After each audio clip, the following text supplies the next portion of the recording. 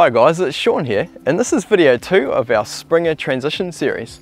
The length of the Springer transition period is critical for the success of the Springer cow. The rumen has to go through a lot of changes very quickly, so the length of time is critical for this. The rumen has to enlarge because the amount of feed going into it is going to increase coming into lactation. The microbes have to get used to a new type of feed going into the rumen, and the rumen papillae need to enlarge so that that rumen can absorb a larger amount of nutrient from the feed.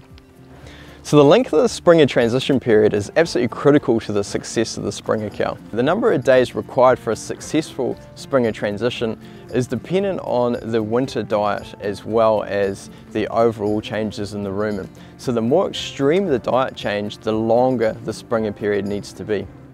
So the microorganisms in the rumen also need to change. The microorganisms needed to digest forages like kale, straw and hay, which is common winter feed, are very different to the microorganisms needed to digest fresh grass and starches, which is more typically your lactation feed.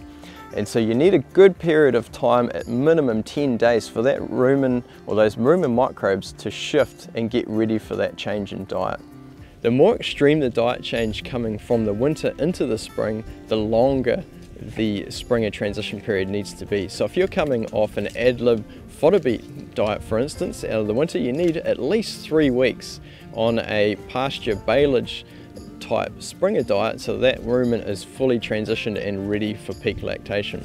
Whereas if you're wintering on a grass and a hay-based diet, the Springer transition period may be able to be as short as 12 to 14 days for that rumen to get ready for the milking or lactation season.